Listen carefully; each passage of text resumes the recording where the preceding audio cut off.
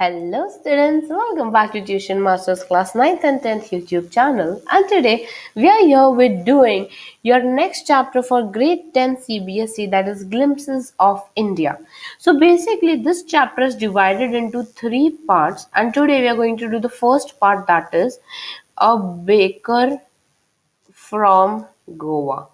So we're going to do this short, beautiful part of the chapter, that is Baker from Goa, part 1.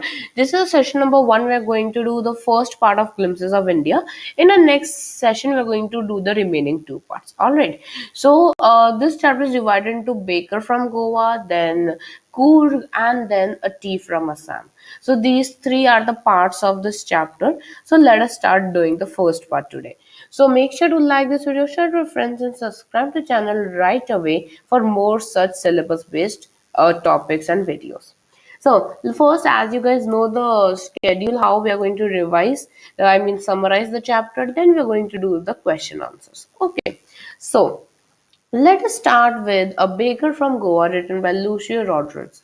Now, this part of the chapter is a pen portrait of a traditional Goan village baker who still has important place in the society. So you guys know, right? Bakers, the bread, loaves, and everything, correct? So here we are talking about the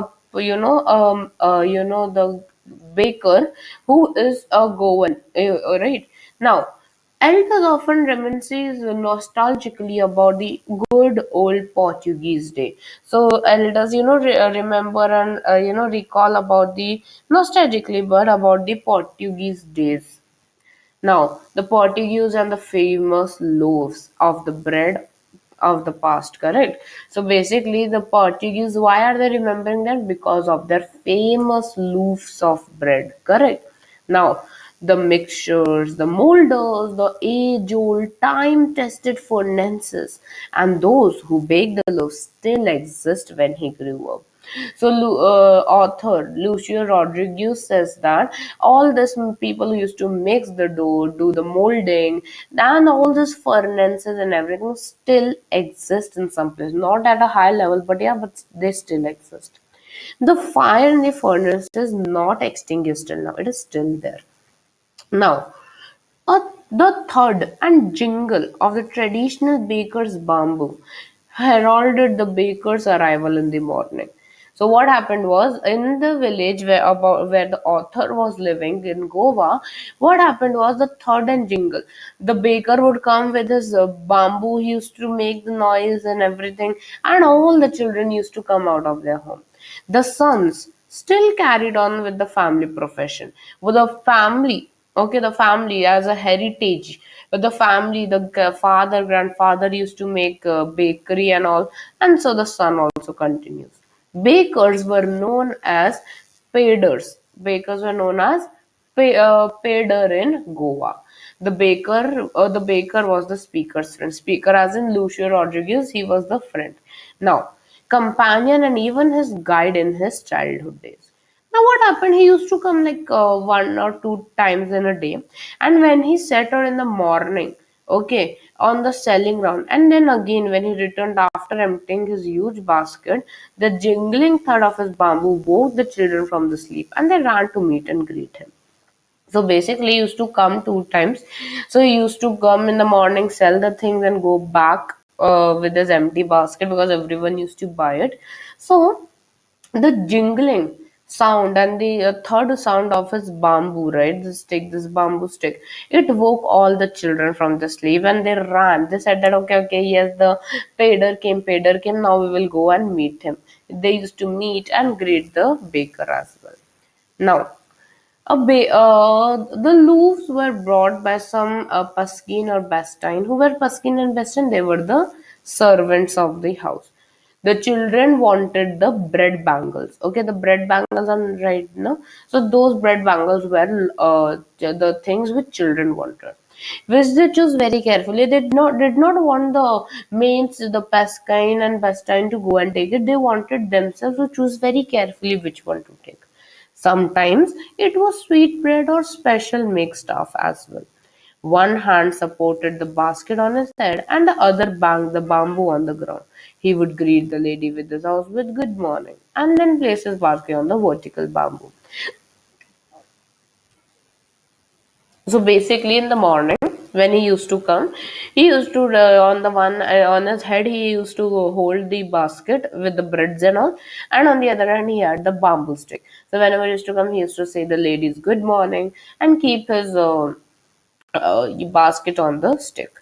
He pushed the kids aside with the mild rebuke, and the loaves would be delivered to the servant. He said that go, I'm not going to give it to you. He used to do that in a fun way only, but not scolding. And then the servants would get the bread and all of those things. The children, they used to climb the bench or a parapet and used to see in the basket. The speaker recalled the typical fragrance of those loaves. The bread and all, they have some specific smell that you always remember. So that kind of smell the speaker remembers till date. The baker brought loaves for the elders and the bread bangles for the children.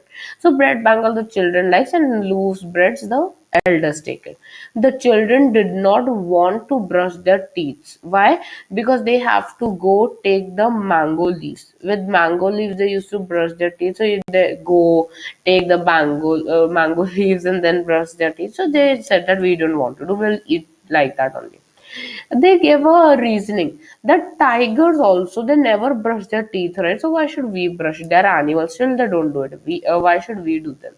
So hot, and they used to say that the hot tea, right? It can wash and clean up our whole mouth very nicely. So we are not going to brush.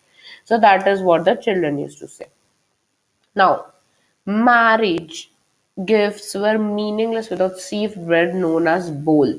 Okay, bol was a sweet bread which was very very famous during marriage and marriages, right? The party and the feast lost its charm without the bread. When bread is not there, the party and all would lose its charm. So bread was very very important for the villagers. Lady of the house would prepare sandwiches on the occasion of the daughter's engagement. So in the daughter's engagement, what was made? Sandwiches by the lady. Cakes and bananas were a must for Christmas as well as other festivals, and thus presence of the baker's furnace in village was absolutely essential. So we get to know about the bakery, the importance of the baker, because in marriages it was used. Whenever daughter's engagement there, the lady of the house will prepare sandwiches. Cakes and bananas are required for Christmas, and that's where the baker's furnace is very necessary. Now, the baker or bread seller of those days had a peculiar dress. Okay, this kind of dress they had, which is known as kabai. Okay, kabai. It was a long single piece frock which reached down to the knees. Till the knees, it used to reach the piece of frock, and the bakers wore a shirt and trousers which were shorter than the full length ones and longer than the half pants. That were their traditional attire.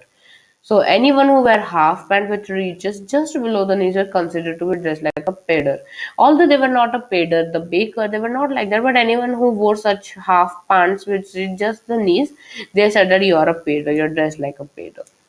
So with end, what happens is the baker collected his bills at the end of the month. Okay, the baker not every day because they are daily customers. So that's why at the end of the month he used to give the bill. Okay, and some it would be recorded on some wall or somewhere, and with pencil he used to go. Now, baking at that time also was a very profitable profession because the baker and his family never stopped because got all of the things which they required. The money they got properly because there was a huge demand at that time.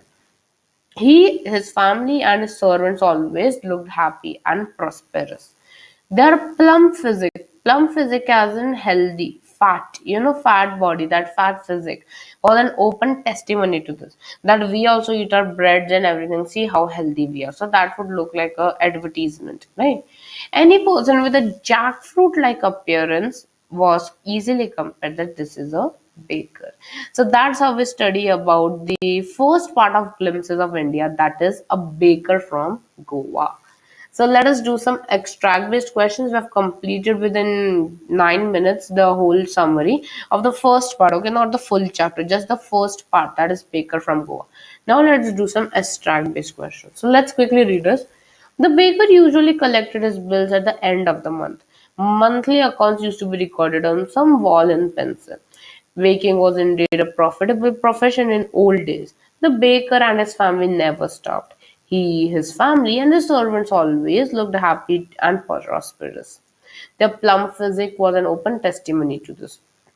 Even today, any person with a jackfruit like physical appearance is easily compared to a baker. So, from a first plate, this is the extract taken now. What are the bakers known as? The bakers, as I said, were known as paders in Goa. In Goa, the bakers are known as paders. Next, how profitable the speaker was, how profitable, according to the speaker, was the baking profession. So basically, it was very profitable because all in marriages, engagements, and all, this thing was used. Correct. There was no poverty. Okay, there was no poverty among the bakers. It was very profitable. His family never starved, and all of them were very happy. Their plum physique, their fat nature was open testimony that see we are healthy, we are not poor. Okay. Next, who is compared to a baker? So in the present day also, anyone who has a jackfruit like physical appearance is known as a baker. Okay, is compared to a baker. Next, how would the monthly accounts recorded? So every month, monthly bills would be given to the people. It was recorded on a wall with pencil. It was recorded on a wall with pencil by the baker. Okay. Let's move towards some short questions now.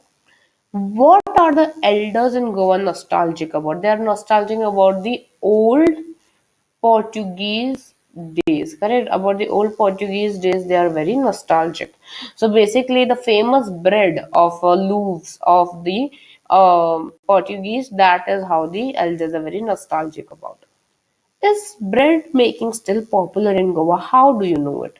So basically, yes, breads, loaves, and all are very, very necessary in Goa till date also, because as per the author, marriage gifts are very meaningless without bowl. A sweet bread, correct? And the lady of the house, whenever there is the daughter's engagement, the lady makes sandwiches, where the lady may prepare sandwiches. Now, on Christmas, there are special breads known as cakes and bolognese, which are must. So all these things are made from what? They're made from bakery only, right? So hence we can say that yes, bread making, baking is a very essential occupation still in Goa. Next, what did the bakers wear? First, in the Portuguese days, and second, when the author was young. In the old Portuguese day, how did the bakers wear, and what is the condition now? So basically, in the Portuguese days, the bakers used to wear a strange dress, peculiar as in a strange dress, okay, known as the kabai. Okay, kabai, it was known as a single piece long frock which reached till the knees. And when the author was young, he saw the bakers wearing shirt and trousers which were shorter than the full length ones and the longer than the half pants. So that is the difference between the attire in the Portuguese days and in the time when author was young. Next one. Now, in the end, the author says that people who look like have a jackfruit like appearance, they are considered as bakers. What is the meaning of jackfruit like appearance? That jackfruit.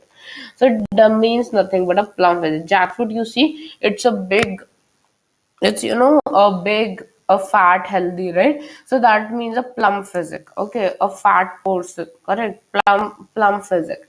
That is the meaning of jackfruit like appearance. Let us quickly do the theme of the setting and theme of the lesson. So the first part of the chapter, Glimpses of India, which is a baker from the Goa. It is a set in a Goan village of old times. Okay, it is based on reminiscence of the speaker of his childhood days. When he was a child, what all things he used to see with the baker. The chapter is a pen picture of Goan village and the baker also, who was known as Pader, correct? It is written by Lucio Rodriguez. It revolves around the childhood days of the speaker. They recall the Pader, what all things they used to do, what all things they like, the bread bangle, the elders used to take the breads and all, correct?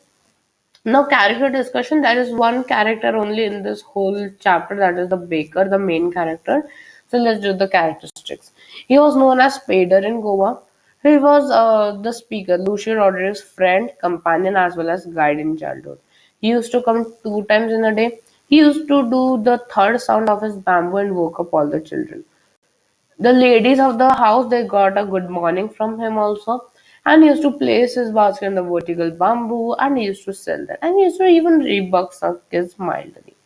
So with this, we have completed with the today's beautiful part of Glimpses of India, that is a baker from Goa. Students, remember this was just the part one. In our part two, we are going to come up with doing the next two parts of this chapter as well. So make sure you're liking this video, share with your friends, and subscribe to the channel right away. And I'll be seeing you very soon with more upcoming videos. Then take care and goodbye.